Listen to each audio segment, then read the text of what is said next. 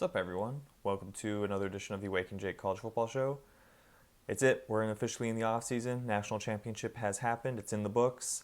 Going to recap that today, and that's all this episode is going to be. It's just going to be a straight national championship recap. Get into some more stuff at the end of the episode about what to expect moving forward, but yeah, just talking national championship today. Ohio State, Notre Dame, talking about the game that was, and we're getting high while we do it. So let's not waste any time. Let's get stoned and talk some football.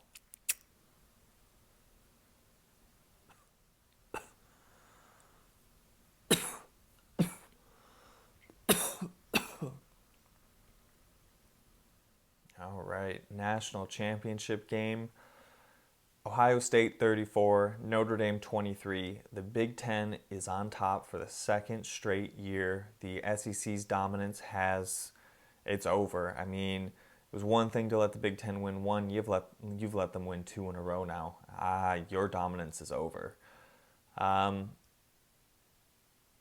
through the game real quick. Shout out to Notre Dame, the way they at least started this game with their one scripted drive. Dominated that first drive. 18 plays, 75 yards, 9 minutes, 45 seconds off the clock. Riley Leonard was just running down Ohio State's throats. Now, obviously, that's not sustainable, but for that first drive, it worked. And they finished off with a Riley Leonard touchdown. But in that first half, that was basically it. Notre Dame had minus 3 yards. No, sorry, 3 total yards the rest of the first half.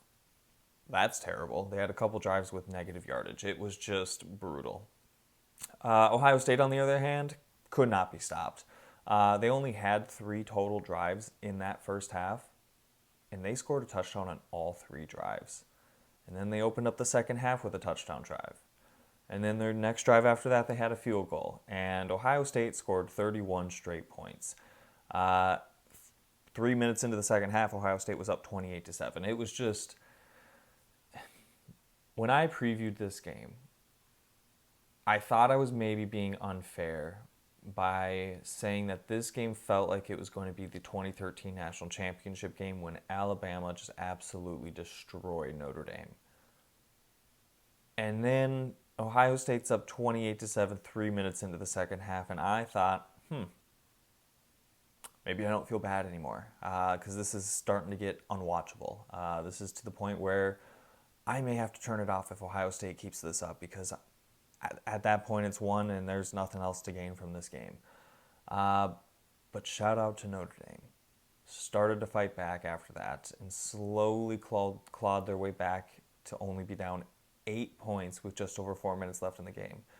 Now, Ohio State said nope, ran out a good chunk of the clock, and ended up kicking a game-sealing field goal with 26 seconds left to be up 11 and seal the win there. But one thing that I'm sure Marcus Freeman regrets is, I don't remember if it was 4th and goal. It had to be 4th and goal because they could have had a first down. They decided to kick a field goal. You're down 2 scores. They decided to kick a field goal and instead of going for it. And they missed. They've had field goal troubles. Kicker just absolutely fucked that one. And all of a sudden, you're still down 2 scores. But the thing is, you go to kick that field goal, and I don't know why you do it. I get you probably just want points. But you weren't gaining anything from that. You were already down 2 scores. Kicking that field goal was going to still put you down 2 scores. You weren't going from 2 scores to 1 score if you made that. You're going from 2 scores down to 2 scores down.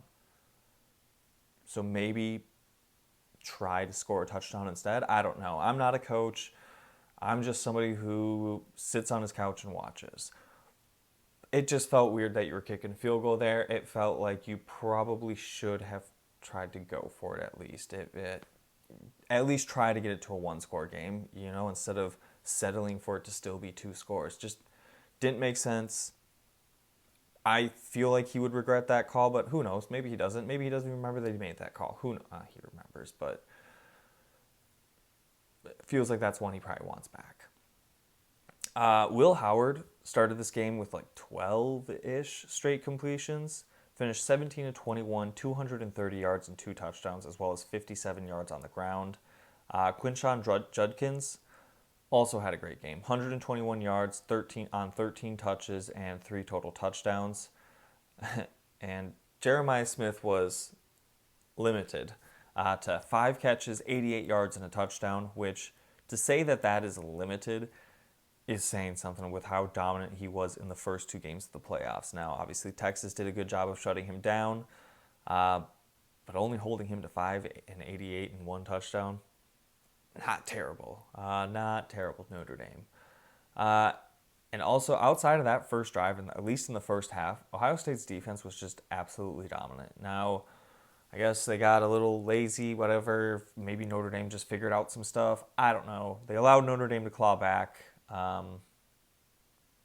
watching that game, if I were an Ohio State fan, player, coach, whatever, I really wouldn't have been nervous. It didn't really feel like that game ever got out of hand. It almost felt like Ohio State was like, all right, let's just kind of get to the end of the game, and then all of a sudden Notre Dame starts to fight back, and they're like, oh shit, all right, guys, get serious for a minute. Let's put this game out of reach, and then we'll celebrate. And it feels like that's just. I know that's probably not how it was. It's the vibe I got. It just felt like it was never in danger of going Notre Dame's way. For Notre Dame, outside of Riley Leonard, they could not get anything going in the run game. Now, granted, they were down 28-7. You don't really want to run that much anyways, but Leonard had 17 carries, 40 yards, and a touchdown. Everyone else combined, 9 carries, 13 yards. When I previewed this game, I said that Notre Dame was probably not going to get anything going in the run game, and that the key to this game was going to be how Riley Leonard played. He did not play bad, but I mean, one man can only do so much against a $20 million roster. You can only ask so much of him, and Ohio State was the better team, the more talented team. Everybody knew it. It was shocking that they lost the 2 games it's shocking that they lost one of the games they lost. But other than that game, Ohio State showed all year that they are one of, if not the best team, and last night they proved they are the best team. Shout out to them. What a great season. We will get into a season recap later on this week, or even next week. We'll see how long those episodes go. If you took those bets, by the way, that I gave out, you're welcome. 3-0. What a way to finish the season. It's always nice to end with a win. So, kind of what to expect moving forward. Later this week, I will do kind of like a conference grading recap, season recap for all of college football. I'm not sure if that's going to be 1 or 2 parts. We'll see how lengthy it gets. So it might be divided into 2 conferences, then 2 conferences. We'll see how it goes. And then I will be touching on the transfer portal finally. Kind of give the Ohio State Notre Dame players some time to figure out who's entering the portal and who's not. I don't know if many necessarily will, but they have 5 days to do that. So kind of want to give them a chance to enter the portal. It's just, man, guys, I got to say, national championship game being this late into January, don't like it. Not a fan. I get it because of the playoffs. You want to give these guys rest and whatnot. It just felt like there was no momentum, no hype going into this game. Maybe it's because of the matchup and everybody just thought Ohio State was going to win. I don't know. January 20th is too late for national championship game. No later than the 10th.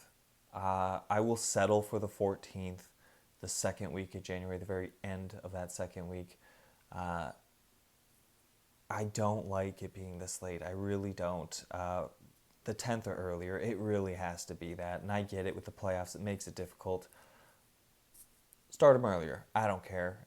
Give us better football earlier in December. I wouldn't be upset. But yeah, January 20th, just way too late. But after touching on that transfer portal, not sure how often I will be doing a show until we get to, like May, June, that sort of thing, that sort of time frame. So there will be episodes between now and then, or at least after we touch on the transfer portal. But I'm not going to make any promises about how many episodes will be out. Again, anything big happens, I'll obviously put something out. We will touch on the spring transfer portal and spring ball and maybe even talk about the draft a little bit. But One thing I'm probably not going to go too deep into is recruiting. I'll touch briefly on top classes and whatnot, but I am not going to get too deep into recruiting. It is messy, and I am not equipped for that. So I will be touching on it briefly, will not be getting into that deep. But I thank y'all for joining me today and this whole crazy season. I'll still be around, but just not as often. I appreciate everybody who listens and interacts, and I'll talk to you guys later this week.